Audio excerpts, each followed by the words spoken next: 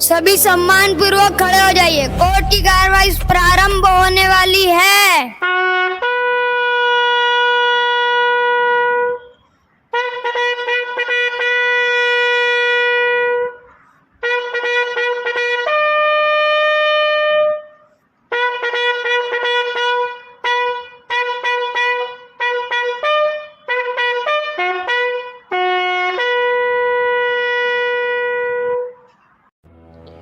बैठ जाइए।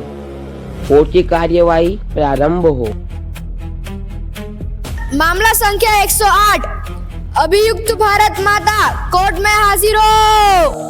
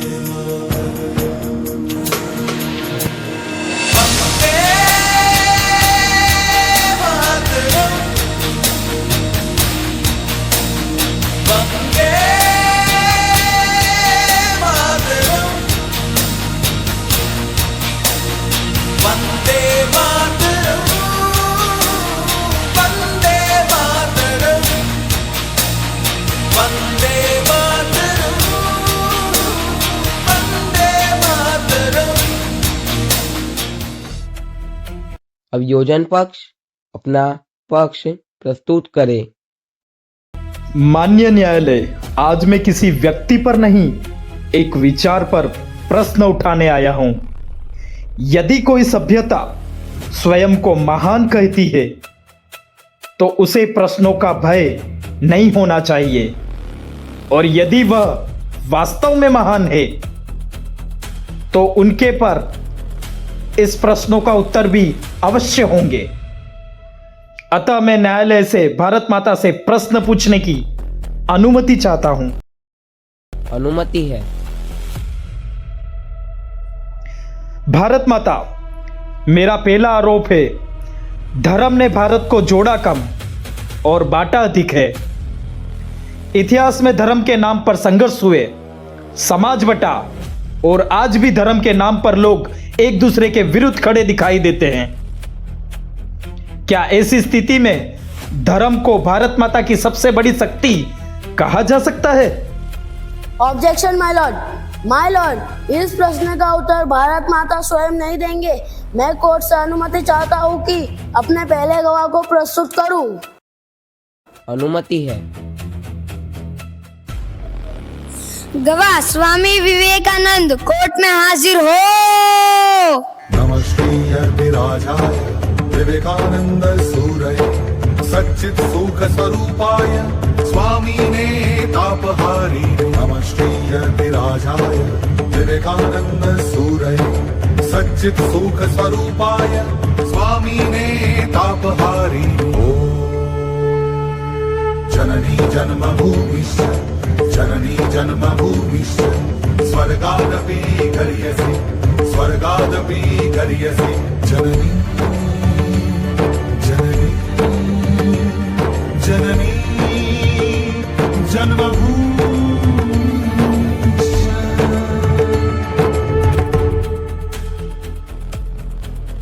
कृपया अपना परिचय दीजिए। मैं एक सन्यासी हूँ, इस भूमि का एक पुत्र। लोगों ने मुझे स्वामी विवेकानंद के नाम से जाना। स्वामी जी, यदि धर्म ने भारत को जोड़ा है तो धर्म के नाम पे इतने संघर्ष क्यों हुए? वकील साहब, जो मनुष्य को बांट दे वह धर्म नहीं भ्रम है। तो क्या लोग धर्म के लिए नहीं लड़ते?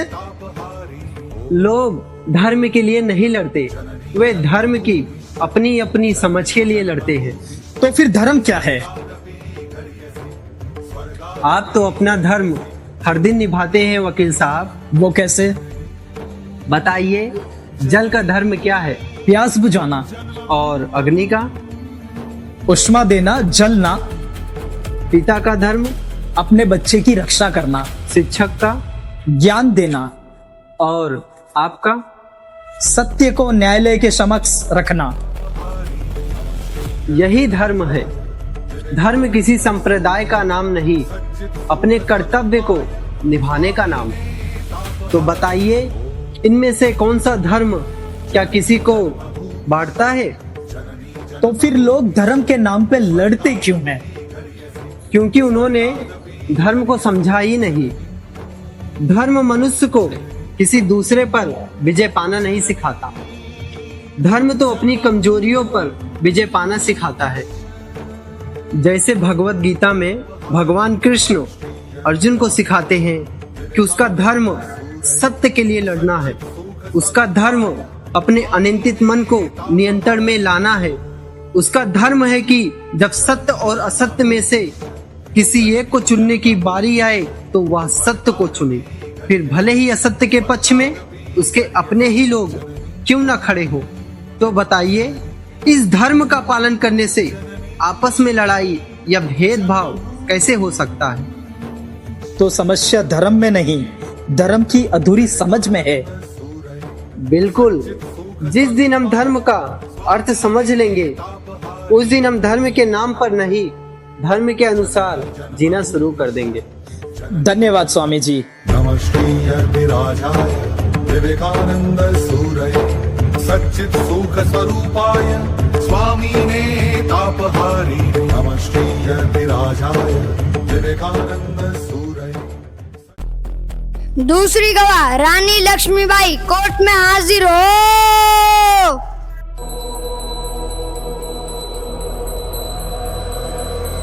आरंभ है प्रचंड, बोल मस्तकों के झुंड, आज जंग की घड़ी की तुम गुहार दो।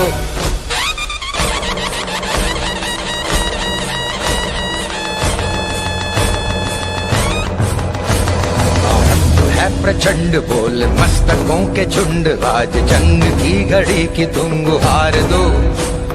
भान भान शान या की जान का हो दान, आज एक धनुष के बाण पे उतार दो। कृपया अपना परिचय दीजिए। मैं मणिकर्णिका, जिसे इतिहास ने झांसी की रानी लक्ष्मीबाई के नाम से जाना। मैं एक माँ भी थी, एक रानी भी, और जब समय ने मांगा तो अपनी मातृभूमि की रक्षा के लिए योद्धा भी बनी। रानी लक्ष्मीबाई जी, स्वामी विवेकानंद ने कहा कि धर्म अपने कर्तव्य को निभाने का नाम है। क्या आप भी धर्म को इसी दृष्टि से देखती हैं? धर्म केवल वह नहीं जिसे हम मानते हैं, धर्म वह भी है जिसे कठिन समय आने पर हम निभाते हैं। लेकिन कर्तव्य निभाने के लिए आपने युद्ध का मार्ग चुना। क्या युद्ध भी धर्म हो सकता है रानी लक्ष्मीबाई? अहिंसा परमो धर्मो, धर्म हिंसा सदैव च। अहिंसा परम धर्म है, लेकिन धर्म की रक्षा के लिए की जाने वाली हिंसा उससे भी बड़ा धर्म है। जब अन्याय अपनी सीमाओं को पार कर जाए, तब अन्याय के विरुद्ध खड़ा होना धर्म बन जाता है। और यदि उस कर्तव्य की कीमत आपका अपना जीवन हो? कर्तव्य की कीमत देखकर कर्तव्य नहीं चुना जाता। मैं एक माँ थी, इसलिए अपने पुत्र की रक्षा करना मेरा धर्म था। मैं एक रानी थी, इसलिए अपनी प्रजा की रक्षा करना मेरा धर्म था। और मैं इस मिट्टी की बेटी थी, इसलिए इसकी आजादी की रक्षा करना मेरा धर्म था। लेकिन क्या धर्म केवल बड़े युद्धों और बलिदानों में दिखाई देता है? नहीं, धर्म रणभूमि में तलवार उठाना ही नहीं है। एक विद्यार्थी ईमानदारी से पढ़े, एक शिक्षक ईमानदारी से पढ़ाए, एक नागरिक अपने राष्ट्र के प्रति अपना कर्तव्य निभाए। हर व्यक्ति की रणभूमि अलग हो सकती है, लेकिन कर्तव्य से पीछे न हटना ही उसका धर्म है। स्वामी जी ने मुझे धर्म का अर्थ समझाया। रानी लक्ष्मीबाई, आपने मुझे धर्म को कैसे निभाया जाता है वह समझाया। अब मेरा प्रश्न भी समाप्त हुआ और मेरा संदेह भी। आज मुझे मेरे इस पहले आरोप का उत्तर मिल गया है कि समस्या धर्म में नहीं, धर्म को समझने में है। धन्यवाद स्वामी जी, धन्यवाद रानी लक्ष्मीबाई। प्रचंड बोल मस्तकों के झुंड, आज जंग की घड़ी की तुम गुहार दो। मान वान शान या कि जान का हो दान, आज एक धनुष के बाण पे उतार लो। आरंभ है प्रचंड। अब योजन पक्ष अपना अगला आरोप प्रस्तुत करे। माननीय न्यायालय, मेरा दूसरा आरोप है, विज्ञान और मॉडर्न टेक्नोलॉजी के इस युग में भारत का प्राचीन ज्ञान अब अननेसेसरी हो चुका है। आज एआई है, सुपर कंप्यूटर है, स्पेस साइंस है, आधुनिक चिकित्सा है। ऐसे समय में सदियों पुराने ज्ञान की क्या ही आवश्यकता रह जाती है। ऑब्जेक्शन माय लॉर्ड, मैं अपने अगले गवाह को प्रस्तुत करना चाहता हूँ। अनुमति है। गवाह आचार्य आर्यभट्ट कोर्ट में हाजिर हो। है कोई ऐसी बात तुम्हारे देश की जिस पर के सर ऊंचा कर सको? नहीं माय डियर बॉय, तुम्हारे देश ने कुछ नहीं दिया। India's contribution is 0, 0 and 0। जब 0 दिया मेरे भारत ने, भारत ने मेरे भारत ने, दुनिया को तब गिनती आई। तारों की भाषा भारत ने दुनिया को पहले सिखलाई। देता न दशमलव भारत तो यूं चांद पे जाना मुश्किल था। धरती और चांद की दूरी का अंदाजा लगाना मुश्किल था। सभ्यता जहां पहले आई, सभ्यता जहां पहले आई, पहले जन्मी है जहां पे कला। अपना भारत वो भारत है जिसके पीछे संसार चला, संसार चला और आगे बढ़ा। कृपया अपना परिचय दीजिए। मेरा नाम आर्यभट्ट है, गणित, एस्ट्रोनॉमी और लॉजिक का एक आचार्य। मैंने आसमान में इन समस्त तारों को देखकर केवल उनका लाभ नहीं उठाया, मैंने उन्हें समझने का भी प्रयास किया है। आचार्य, क्या आपका ज्ञान आज के विज्ञान के सामने पुराना नहीं पड़ चुका? ज्ञान कभी पुराना नहीं होता, हाँ उसे इस्तेमाल करने के तरीके केवल बदल जाते हैं। स्पष्ट कीजिए। यदि नींव को पुराना कहकर हटा दिया जाए तो क्या ये इमारत खड़ी रह पाएगी? आज का विज्ञान कल के ही ज्ञान पर खड़ा है। तो आपका दावा क्या है? मेरा कोई दावा नहीं है, मेरा एक अटूट विश्वास है। हर पीढ़ी को अपने पूर्वजों से आगे बढ़ना चाहिए, परंतु आगे बढ़ते वक्त उन्हें उस नींव का भी सम्मान करना चाहिए जिस पर आज वह खड़ी है। कोई उदाहरण? अवश्य। कल्पना कीजिए, यदि जीरो और डेसिमल जैसी खोजें कभी हुई ना होती तो क्या आज कठिन इक्वेशन सॉल्व कर पाना मुमकिन होता? क्या आज आर्टिफिशियल इंटेलिजेंस की भाषा विकसित हो पाती? क्या आज सुपर कंप्यूटर बन पाते? नहीं ना। आज आप जितना आगे बढ़े हैं उसमें हमारी भी मेहनत है और हमारे पूर्वजों की भी विरासत है। उन्होंने ज्ञान के बैंक में जो धन जमा किया है, आज उसी पर ब्याज लेकर पूरी मानवता आगे बढ़ रही है। जी हाँ माय लॉर्ड, आज जिस ChatGPT और जेमिनी के चमत्कारों से पूरी दुनिया चौंक रही है, उसके कोर लैंग्वेज को डेवलप करने के लिए हमारी प्राचीन भाषा संस्कृत का इस्तेमाल किया गया है। धन्यवाद आचार्य। 0 दिया मेरे भारत ने, भारत ने मेरे भारत ने, दुनिया को तब गिनती। दूसरे गवाह आचार्य सुश्रुत कोर्ट में हाजिर हो।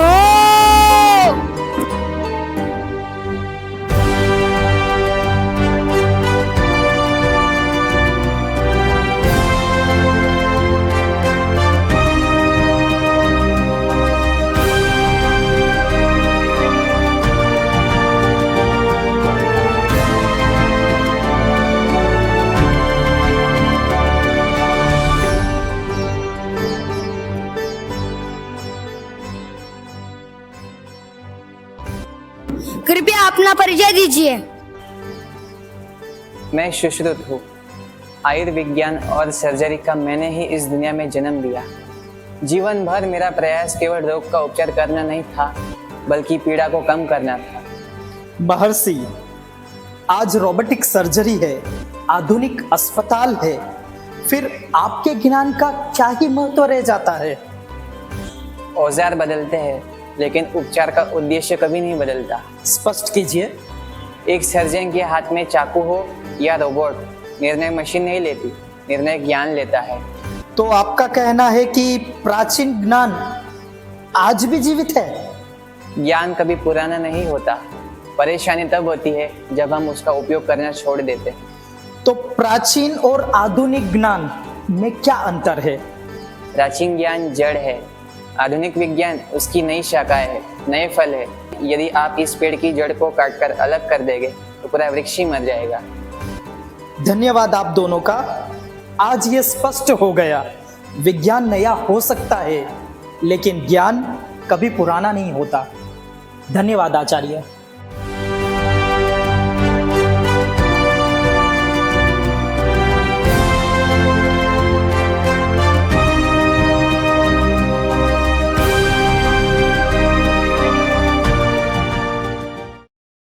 अभियोजन पक्ष अपना अगला आरोप प्रस्तुत करे। माननीय न्यायालय, मेरा तीसरा और अंतिम आरोप है, यदि भारत वास्तव में महान था तो सदियों तक गुलाम क्यों रहा? क्या एक महान राष्ट्र इतने लंबे समय तक गुलाम हो सकता है? या फिर हम अपने ही इतिहास को बड़ा चढ़ाकर बता रहे हैं? Objection my Lord. इस प्रश्न का उत्तर देने के लिए मैं अपने अगले गवाह को प्रस्तुत करना चाहता हूँ। अनुमति है। गवाह आचार्य चाणक्य कोर्ट में हाजिर हो।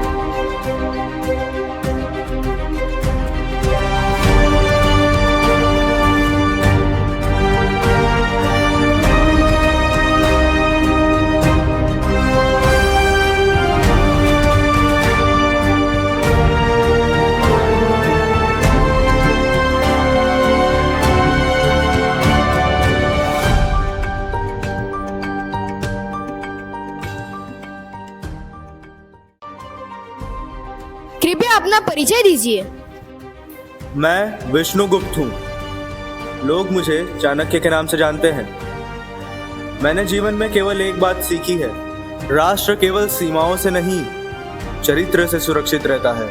आचार्य, यदि भारत इतना महान था तो गुलाम क्यों हुआ? क्योंकि ऐसा नहीं था कि हम ही सबसे शक्तिशाली थे, हमसे भी गलतियां हुई। कैसी गलतियां? जब स्वार्थ राष्ट्र से बड़ा हो जाए, जब राज्य अपने अहंकार में बढ़ जाए, जब लोग एक दूसरे से लड़ने लगे तो शत्रु से लड़ने की हमारी शक्ति कम पड़ जाती है। तो क्या दोस्त केवल बाहरी हमलाखोरों का नहीं था? यदि घर का द्वार भीतर से खुला हो तो बाहर वाले को केवल प्रवेश करना होता है। कोई भी राष्ट्र बाहर से तब तक नहीं हारता जब तक वह भीतर से टूट ना जाए। आज के भारत के लिए आपका सबसे बड़ा संदेश? इतिहास हमें यह नहीं सिखाता कि भारत क्यों हारा, इतिहास हमें यह सिखाता है कि भारत हर बार फिर क्यों खड़ा हुआ। धन्यवाद आचार्य।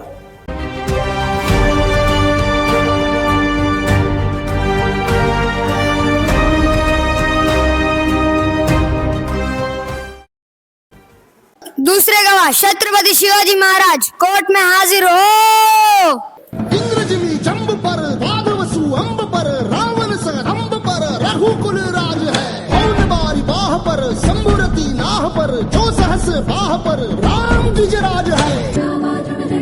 चीता मृगशुंड पर भूषण वितुंड पर जैसे मृगराज है। तेजतम अंश पर कन्यजिमी कंस पर धूमलिच्छ वंश पर शेर शिवराज है।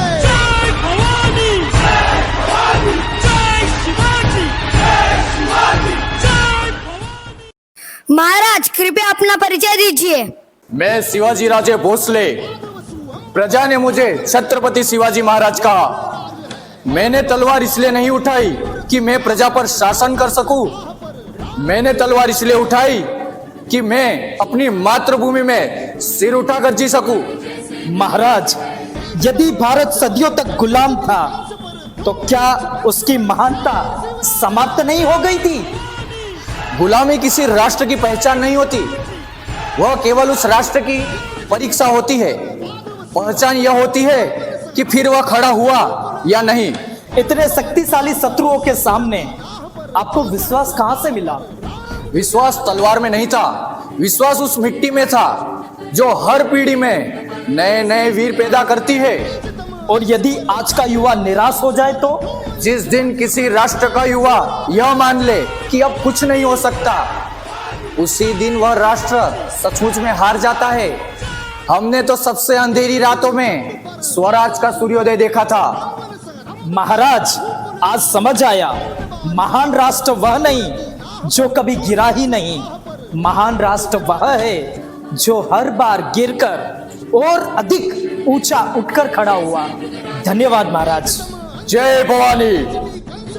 जंब पर वादवसु अंब पर रावण सरंब पर रघुकुल राज है। मौन बारी बाह पर संबुरति नाह पर जो सहस बाह। क्या बचाव पक्ष के पास और कोई गवाह है? हाँ माय लॉर्ड, मैं अपने अंतिम गवाह को प्रस्तुत करना चाहता हूँ। अनुमति है। गवाह भारत का युवा कोर्ट में हाजिर हो।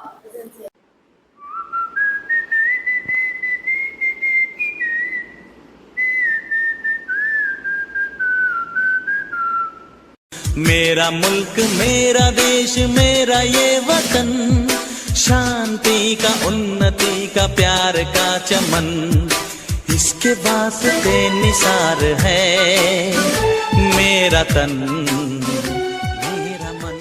कृपया अपना परिचय दीजिए। मैं बस इस देश का एक साधारण युवा हूँ, ना मैं कोई राजा हूँ ना कोई महापुरुष, लेकिन कल का भारत मेरे ही हाथ में है। तुमने न्यायालय की पूरी कार्रवाई सुनी? जी। तो बताओ, क्या भारत सचमुच महान है? यदि मैं केवल इतिहास देखकर उत्तर दूं तो उत्तर अधूरा होगा। यदि केवल वर्तमान देखकर उत्तर दूं तो भी उत्तर अधूरा ही होगा। तो पूरा उत्तर क्या है? भारत एक तैयार हो चुकी कहानी नहीं है, भारत एक जिम्मेदारी है। स्पष्ट करो। यदि हम अपने कर्तव्य भूल जाए तो कोई भी महान इतिहास हमें नहीं बचा सकता, और यदि हम अपने कर्तव्य निभाए तो कोई भी कठिन वर्तमान हमें रोक नहीं सकता। तो फिर भारत का भविष्य किसके हाथ में है? मेरे हाथ में, और यहाँ बैठे हर युवा के हाथ में। तो क्या तुम भारत माता को निर्दोष मानते हो? निर्दोष या दोषी, यह निर्णय देने वाला मैं कौन होता हूँ, लेकिन इतना जरूर जानता हूँ, माँ का सम्मान सिर्फ उसके इतिहास से नहीं, उसके बच्चों के चरित्र से बढ़ता है। आज मैं इस न्यायालय में प्रश्न लेकर आया था और उत्तर लेकर जा रहा हूँ। अब मेरे पास कोई प्रश्न नहीं है। माननीय न्यायालय, अब मेरे सारे प्रश्न और संदेह यहीं समाप्त होते हैं। धन्यवाद। मेरा मुल्क मेरा देश मेरा ये वतन, शांति का उन्नति का प्यार का चमन। भारत माता, क्या आप भी आज के इन बच्चों से कुछ कहना चाहते हैं? माननीय न्यायालय, आज मैं आभारी हूँ क्योंकि आज मुझसे प्रश्न पूछे गए हैं। जिस घर में प्रश्न पूछना बंद हो जाए वहाँ सत्य भी धीरे धीरे समाप्त हो जाता है। आज मुझसे पूछा गया, क्या धर्म ने मुझे बांटा? क्या मेरा ज्ञान पुराना हो गया? क्या मेरी गुलामी ने मेरी महानता छीन ली? इन प्रश्नों से मुझे पीड़ा नहीं हुई, क्योंकि प्रश्न अपमान नहीं होते, प्रश्न तो जागने की शुरुआत होती है। हाँ, मैंने स्वर्णिम युग भी देखा और गुलामी की जंजीरें भी। मैंने ऋषि भी देखे और अपने ही बच्चों की धोखेबाजी भी। मुझे अपने गौरव पर गर्व है, पर अपनी गलतियों से इनकार नहीं। आपसे मेरी एक ही प्रार्थना है, अपना भविष्य तय करो। यदि तुम ईमानदार बनोगे तो मैं महान कहलाऊंगी। यदि तुम अपना कर्तव्य निभाओगे तो मेरा सम्मान बढ़ेगा। यदि तुम अपना धर्म आज नहीं निभाओगे तो फिर कल कोई मुझे नहीं बचा सकेगा। याद रखना, भारत कोई नक्शा नहीं है, भारत कोई इतिहास की किताब नहीं, भारत तुम्हारे ही चरित्र का दूसरा नाम है। जब जब तुम सत्य चुनोगे मैं जीतूंगी, जब जब तुम सेवा चुनोगे मैं जीतूंगी। और जिस दिन तुमने अपने स्वार्थ से ऊपर उठकर राष्ट्र को रखा, उस दिन मेरा मुकदमा हमेशा के लिए समाप्त हो जाएगा। इस न्यायालय ने सभी पक्षों को सुना, आरोप भी उत्तर भी। न्यायालय इस निष्कर्ष पर पहुंचा है कि किसी सभ्यता का निर्णय केवल उसके गौरव से नहीं और केवल उसके भूलों से भी नहीं किया जा सकता। इस न्यायालय की दृष्टि में भारत माता इन आरोपों से सम्मान पूर्वक मुक्त की जाती है। लेकिन आज यह कोर्ट एक आदेश देता है। यह आदेश भारत माता के लिए नहीं, उनके बच्चों के लिए है। याद रखिए, अगला मुकदमा भारत माता पर नहीं, आप पर चलेगा और उस कोर्ट का जज इतिहास होगा। इस कटघरे में आपको आकर इस भारत माता की गवाही देनी होगी। इसलिए अपने धर्म और कर्तव्य का पालन की जिम्मेदारी आज से ही बखूबी निभाना, क्योंकि कल ये सवाल तुम सबसे पूछे जाएंगे। माननीय कोर्ट की कार्रवाई समाप्त होती है।